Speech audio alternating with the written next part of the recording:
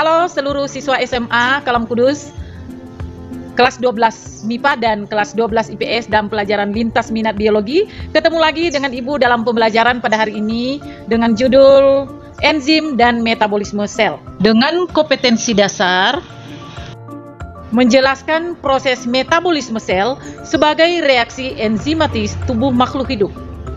Dan tujuan pembelajaran, setelah kamu mempelajari materi ini, kamu dapat menghayati dan mengamalkan ajaran agama yang dianut, memiliki perilaku yang baik, jujur, disiplin, penuh tanggung jawab, peduli, responsif, proaktif, dan percaya diri.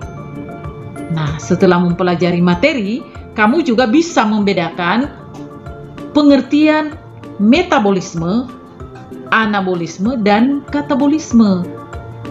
Sehubungan dengan enzim yang berperan dalam reaksi metabolisme tubuh, diharapkan kamu dapat menjelaskan klasifikasi enzim, selanjutnya bagaimana tipe reaksi dan tempat bekerjanya, dapat mendeskripsikan komponen penyusun enzim, dan menganalisis sifat-sifat enzim.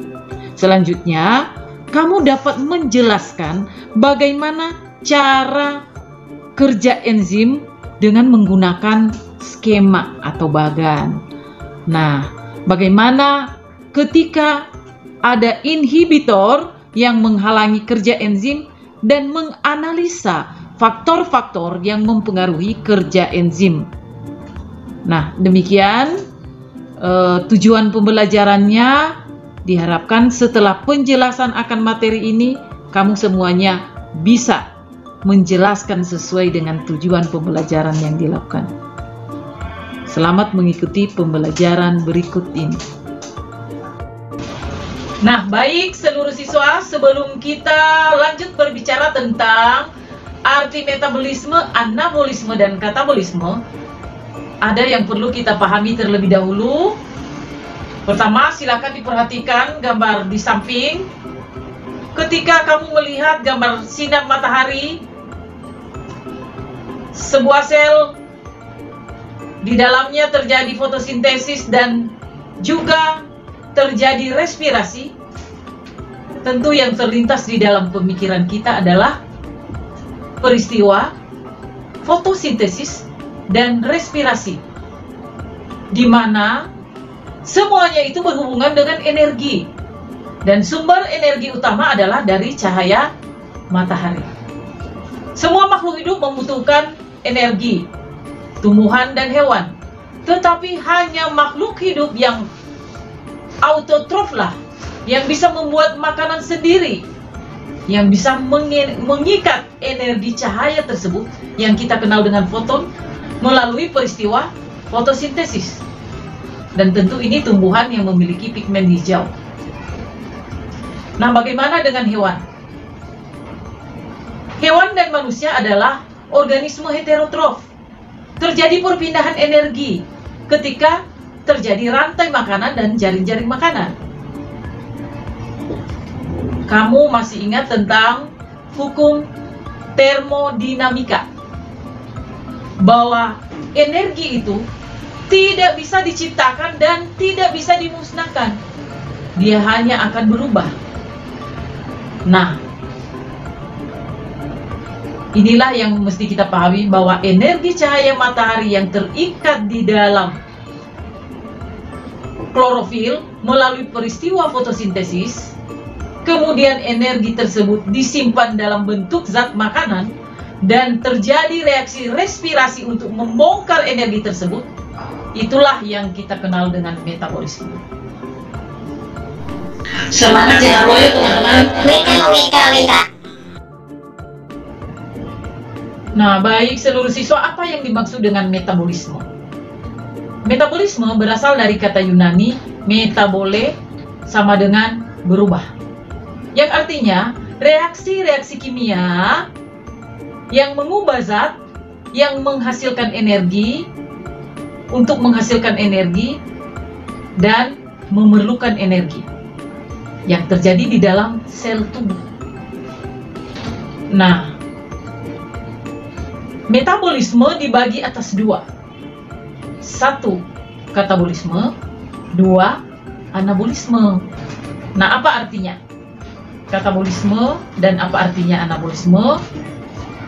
Katabolisme adalah penguraian senyawa kompleks menjadi senyawa sederhana, di mana ini akan melepaskan energi atau membebaskan energi.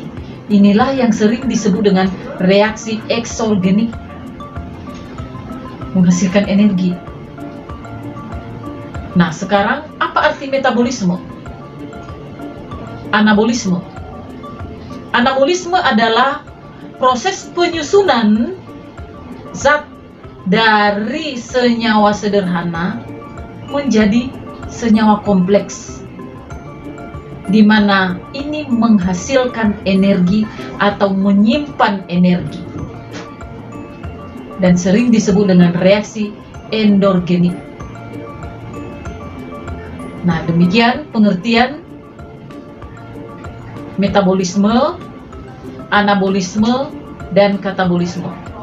Nah, selanjutnya di dalam proses metabolisme tadi dihasilkan adalah energi dan dibebaskan energi. Nah, energi itu disimpan dalam bentuk ATP maupun ADP. Dan selanjutnya untuk proses reaksi kimia tersebut di dalam tubuh makhluk hidup terjadi reaksi yang disebut dengan reaksi biokimia tubuh, memerlukan enzim sebagai biokatalisator. Enzim sebagai biokatalisator dapat mempercepat reaksi tetapi tidak ikut bereaksi, dan reaksi yang terjadi dapat secara bolak-balik. Reaksi perombakan, penguraian, dan reaksi penyusunan. Nah, lebih jauh tentang enzim kita akan melihat video berikut ini. Apakah enzim tersebut? Apakah komponen penyusunnya? Bagaimana cara kerjanya? Dan faktor apa yang mempengaruhi kerja enzim? Dan apa saja yang bisa menghambat kerja enzim? Silakan seluruh siswa kawan biologi akan menyaksikan melalui penjelasan berikut ini.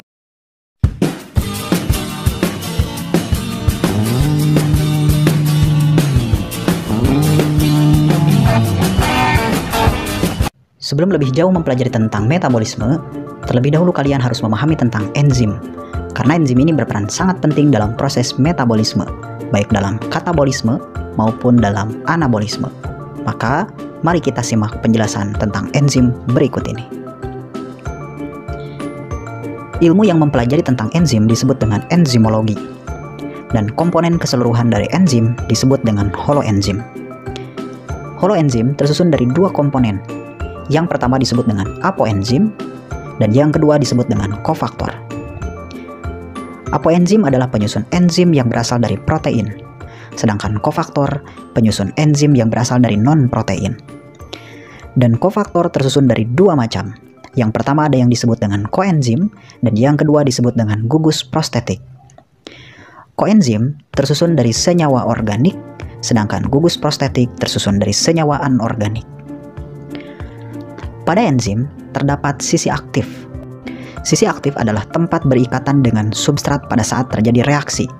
Sedangkan bagian selain dari sisi aktif disebut dengan alosterik. Enzim memiliki beberapa sifat. Yang pertama, karena enzim tersusun dari protein, maka enzim adalah protein. Sedangkan yang kedua, sifat dari enzim yaitu termolabil, artinya dipengaruhi oleh suhu.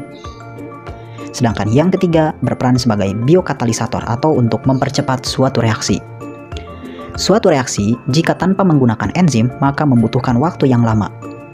Tetapi jika suatu reaksi menggunakan enzim maka reaksi tersebut akan berlangsung jauh lebih cepat dibandingkan tanpa enzim. Yang keempat, sifat enzim yaitu spesifik.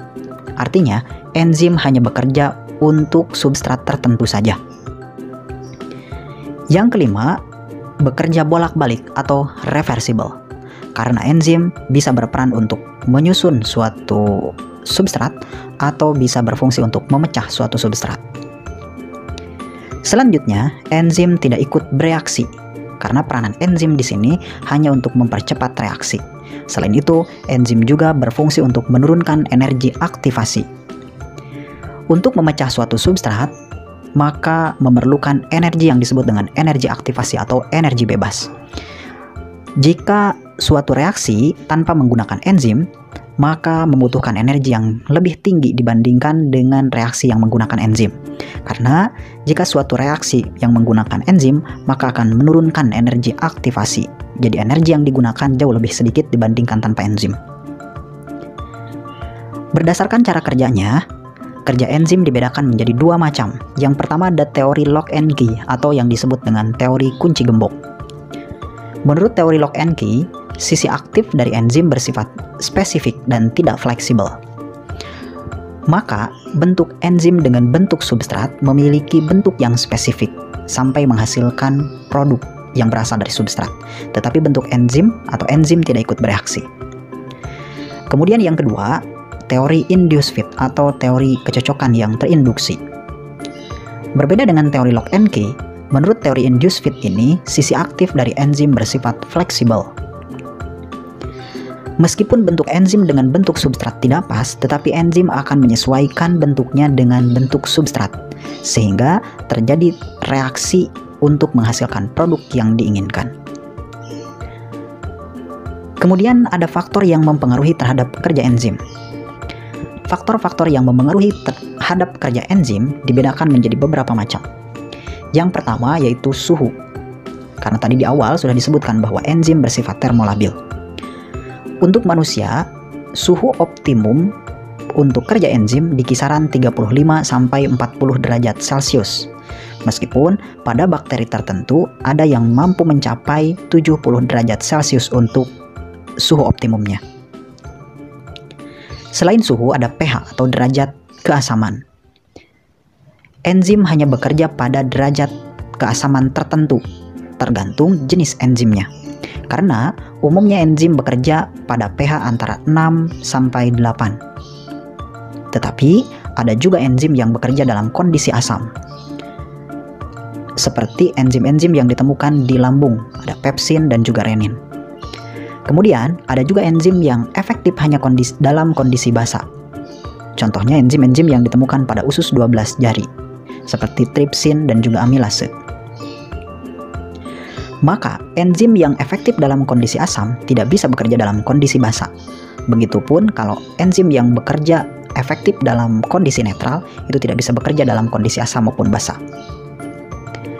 Selain derajat keasaman atau pH, juga ada konsentrasi. Konsentrasi di sini kita bedakan menjadi dua macam. Yang pertama ada konsentrasi enzim, dan yang kedua ada konsentrasi substrat. Semakin banyak enzim, sedangkan substratnya sedikit, maka reaksi akan berjalan sangat cepat. Begitupun sebaliknya, jika substratnya banyak, tetapi enzimnya sedikit, maka reaksi akan berjalan lambat. Yang terakhir, yaitu inhibitor atau penghambat. Penghambat di sini kita bedakan menjadi tiga macam. Yang pertama, ada yang disebut dengan inhibitor kompetitif. Inhibitor kompetitif akan bersaing dengan substrat untuk menempati sisi aktif dari enzim. Sehingga, jika inhibitor sudah menempati sisi aktif enzim, substrat tidak mampu bereaksi dengan enzim. Yang kedua, inhibitor non-kompetitif. Inhibitor non-kompetitif tidak menempati sisi aktif dari enzim, tetapi menempati bagian allosterik dari enzim, sehingga mengubah bentuk dari sisi aktif enzim. Jika sudah berubah, maka substrat tidak bisa bereaksi dengan enzim. Dan yang terakhir disebut dengan inhibitor umpan balik. Nah, inhibitor umpan balik ini sebenarnya berasal dari produk hasil dari reaksi yang menghalangi sisi aktif enzim, sehingga substrat yang akan direaksikan tidak mampu menempati sisi aktif dari enzim, sehingga tidak terjadi reaksi. Nah, itulah yang disebut dengan inhibitor. Itulah penjelasan mengenai struktur enzim, kemudian sifat enzim, cara kerja enzim, dan juga faktor yang mempengaruhi terhadap enzim. Ya, baik seluruh siswa, tadi kita sudah belajar tentang apakah arti metabolisme, anabolisme, katabolisme, dan tentang enzim. Nah, kesimpulannya pelajaran pada hari ini adalah metabolisme terbagi atas dua, yaitu katabolisme dan anabolisme. Kemudian dalam proses metabolisme dibutuhkan enzim sebagai biokatalisator. Dan apakah enzim itu? Apakah komponen penyusun enzim? Faktor-faktor yang mempengaruhi kerja enzim dan yang menghambat kerja enzim sudah kita pelajari, dan saat ini kita akan kembali merefleksikan apa sih makna belajar biologi itu dalam kehidupan kita manusia. Luar biasa, Tuhan menyediakan segala sesuatu kebutuhan manusia melalui matahari sebagai sumber energi primer yang akan ditransfer melalui proses fotosintesis. Ada tumbuhan autotrof yang bisa membuat makanan sendiri dan mengikat energi. Kemudian terjadi proses reaksi biokimia dalam sel tubuh melalui proses metabolisme, dan energi yang dibutuhkan oleh manusia, tumbuhan dan hewan sekalipun telah disediakan oleh Tuhan bagi kita melalui proses reaksi biokimia tubuh. Mengucap syukurlah atas luar biasanya Tuhan dalam kehidupan kita. Baik, demikian pembelajaran pada hari ini. Ibu mengharapkan kamu memahaminya lebih lagi, lebih mengerti, kembali mengulang pelajaran ini, dan biarlah kamu bisa menerapkannya dalam kehidupan sehari-hari. Bagaimana memanfaatkan energi, bagaimana menghemat energi yang merupakan sumber kekuatan dalam kehidupan kita yang daripada Tuhan. Sampai jumpa kembali dalam pembelajaran kita berikut tentang metabolisme.